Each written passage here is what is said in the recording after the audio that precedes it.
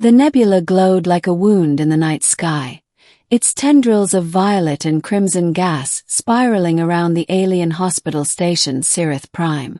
To most travelers, it was a place of last resort, a floating citadel of advanced medicine, staffed by healers who could mend tissues, regenerate organs, and recalibrate the most fragile of minds. But to Lieutenant Marcus Hale of the Earth Expeditionary Fleet, the station had become something else entirely. A place where he might lose the only person who had ever made deep space feel like home. Her name was Kaylin. She was not human, though her laughter had always sounded to Marcus like wind chimes on an Earth summer porch. She belonged to the Thalari, an aquatic species whose graceful forms shimmered like mercury under light. For 5 years, she had served as cultural liaison between her people and the human fleet. Somewhere along the way, Marcus had realized she was more than just a colleague. And now she lay in a crystal stasis pod, her body translucent and motionless, faint glimmers of bioluminescent veins fading with each passing hour. The diagnosis. Her essence core is failing, said Dr. Vayara, the chief Thalari healer. Her silver eyes reflected the medical readouts hovering in the air.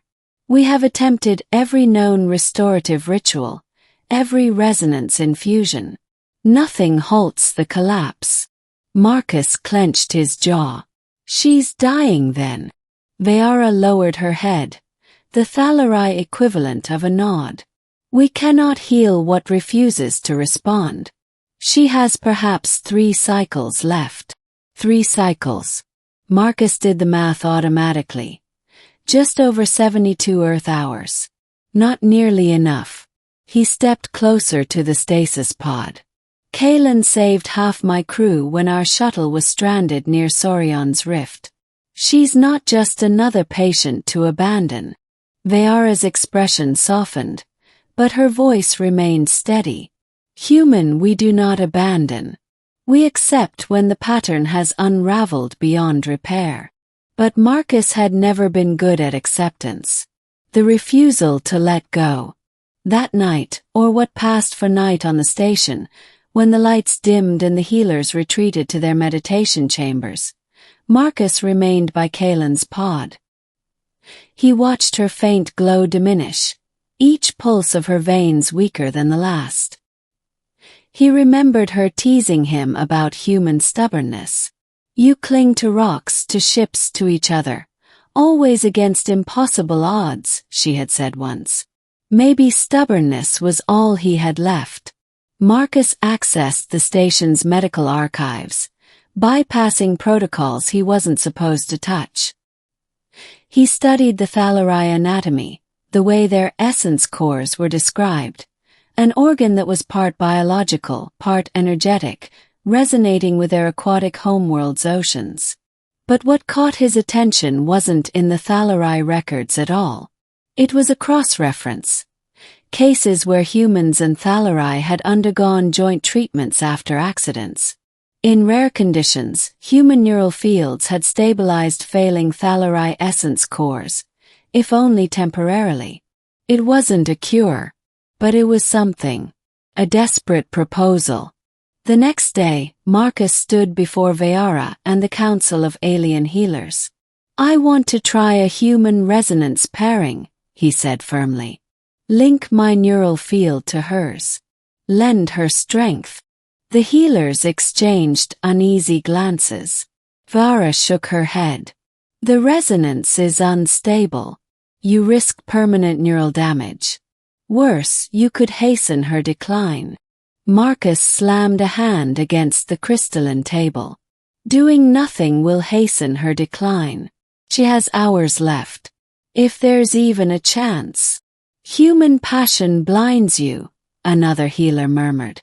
No, Marcus shot back. It drives me. And it might be the one thing that can drive her back from the edge. There was silence, heavy and suffocating. Finally Vayara sighed. If you proceed, know that it is against our recommendation. The burden and consequences will be yours. Into the core. The chamber of resonance was prepared.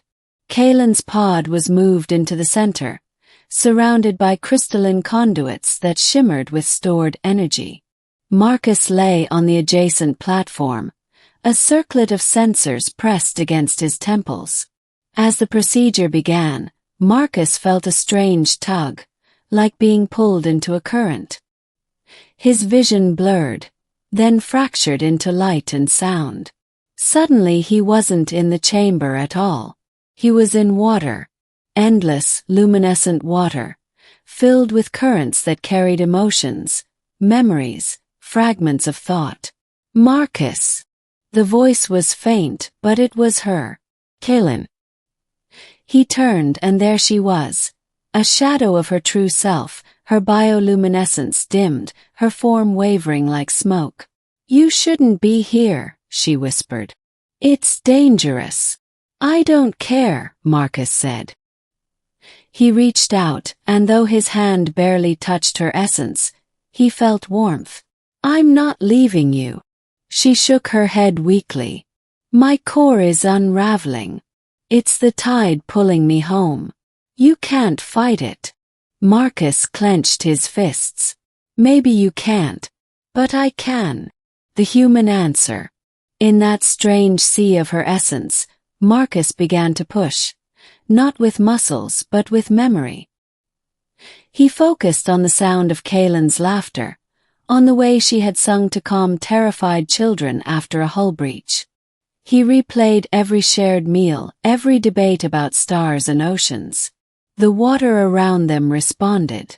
Threads of light extended from him, weaving into her dimming form. Kalen gasped. "What are you doing?" "Giving you something the healers can't," Marcus said. "A human core doesn't unravel when it breaks. Scars. Endures. It remembers." The threads brightened. Her fading glow stabilized, then flared. Kalen cried out, part pain, part wonder. "Marcus, it's working." But Marcus felt a sharp sting in his skull, like fire searing his neurons. The connection cut both ways. For every spark of light she regained, he lost a fragment of himself. Memories flickered.